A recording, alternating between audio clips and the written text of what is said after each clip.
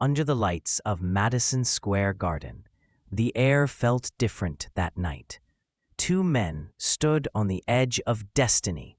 One, Gennady Golovkin, the middleweight monster from Kazakhstan, undefeated, relentless, feared. The other, Daniel "Miracle Man" Jacobs, the Brooklyn-born warrior who had already beaten death, now daring to challenge one of the most dangerous men on earth. As the announcer's voice echoed across the arena, a storm of noise erupted. The fans could sense it. This wasn't just another title fight. This was something bigger. Golovkin, stone-faced and silent, stared across the ring like a predator measuring his prey. Jacobs, taller, with reach and rhythm, refused to show fear. He had been through worse. He had survived worse. The bell rang. Golovkin advanced immediately, cutting off the ring, testing range with his trademark jab, sharp, stiff, merciless. Jacobs circled, measured, and fired back with his own counters. The early rounds were tactical, tense, both men probing for openings. But in the third, Golovkin feinted left, threw a straight right, and Jacobs hit the canvas. The crowd exploded into chaos. The Miracle Man was down, but not broken. He rose quickly, nodding to the referee, his eyes clear. Golovkin pressed, but Jacobs weathered the storm, using his movement to survive the round. When the bell rang, Madison Square Garden was alive with disbelief. Jacobs had taken Golovkin's best, and he was still there. The miracle wasn't over. It was just beginning. Round 4 began, and the world saw something rare. Golovkin being forced to think. Jacobs adjusted his rhythm, his stance, and began switching southpaw. It threw off Golovkin's timing, disrupting that legendary jab. Triple G stalked forward, but Jacobs' movement was different. He wasn't running, he was outsmarting. The crowd began to murmur. The man who had been dropped was now winning exchanges. He jabbed, pivoted, and countered. His right hand cracked clean across Golovkin's jaw. The fans gasped.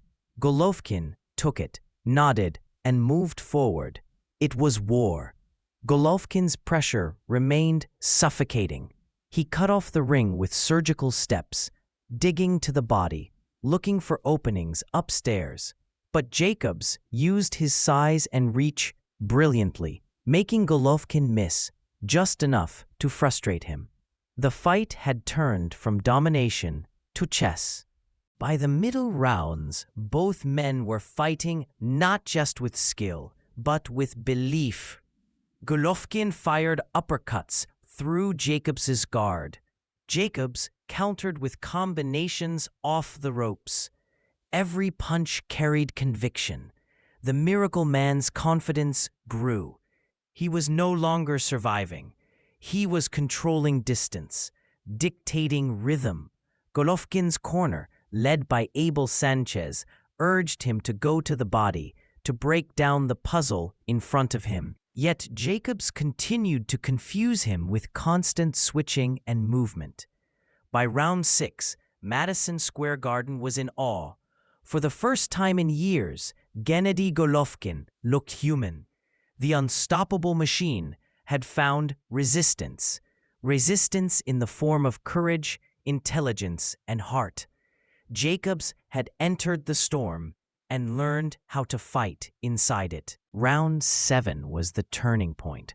Jacobs, energized, stood his ground. He wasn't backing off anymore. The Miracle Man jabbed, slipped, and landed a looping right that snapped Golovkin's head back. The crowd roared. It was clean, precise, fearless. But Golovkin, the consummate predator, didn't blink. He smiled slightly and advanced, walking through fire. His jab came faster, his footwork sharper.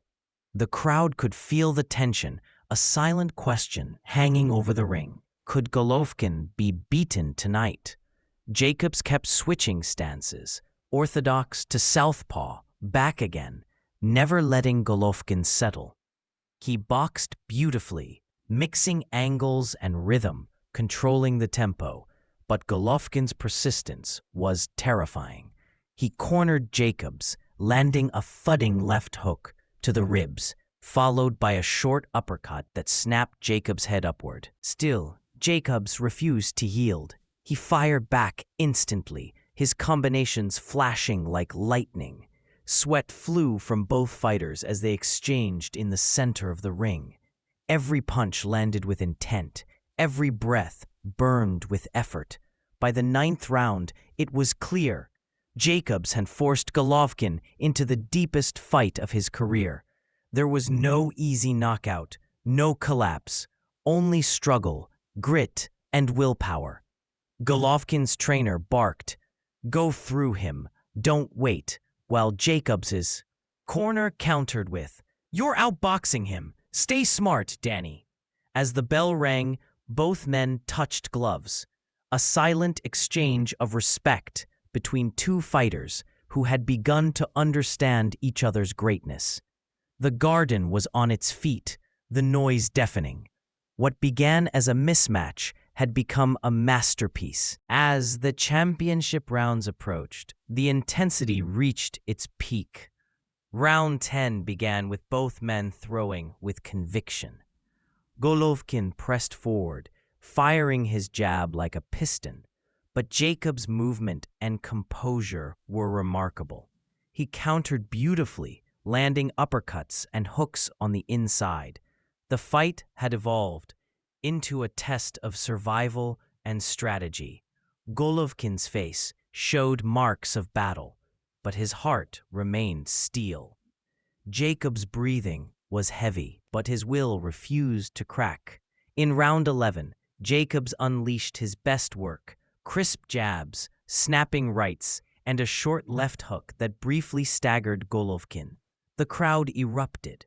For the first time in years, the Kazakh powerhouse had been truly stunned.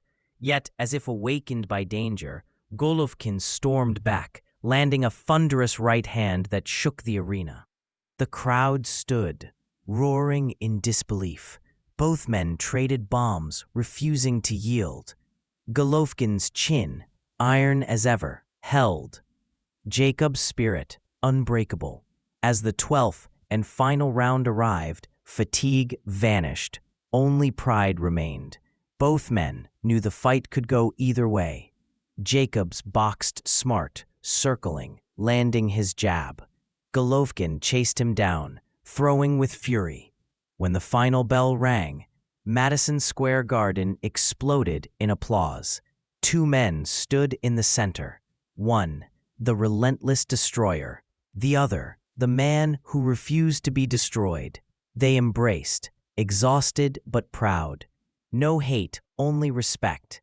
They had given boxing something rare, a fight that would echo for years. The fighters waited in silence, breathing heavy, eyes fixed on the announcer. The scorecards were being tallied. The atmosphere was electric. No one truly knew who had won. Jacobs had survived, even excelled against one of boxing's most feared champions. Golovkin had been pushed harder than ever before. As the announcer's voice boomed, the crowd held its breath. Ladies and gentlemen, after 12 rounds of action, we go to the judges' scorecards. The winner by unanimous decision, and still the middleweight champion of the world, Gennady "Triple G" Golovkin. Cheers erupted, mixed with disbelief and respect. Golovkin remained undefeated, but the story wasn't about perfection. It was about humanity. Jacobs smiled, nodded, and raised Golovkin's hand. He didn't win the belts, but he won something far greater: admiration. He proved that courage, intelligence, and faith could stand toe-to-toe with power. For Golovkin, it was a wake-up call, a reminder that even legends can be tested. For Jacobs, it was validation that miracles are not myths. They live inside men who refuse to quit. As the lights dimmed and the crowd's roar faded, both warriors walked out as victors of a different kind. One kept his crown, the other kept his soul. That night at Madison Square Garden, the miracle man met the monster, and neither would ever be the same again. It wasn't just a fight. It was heart versus power, faith versus fear, and respect born in combat. Two men, one unforgettable war.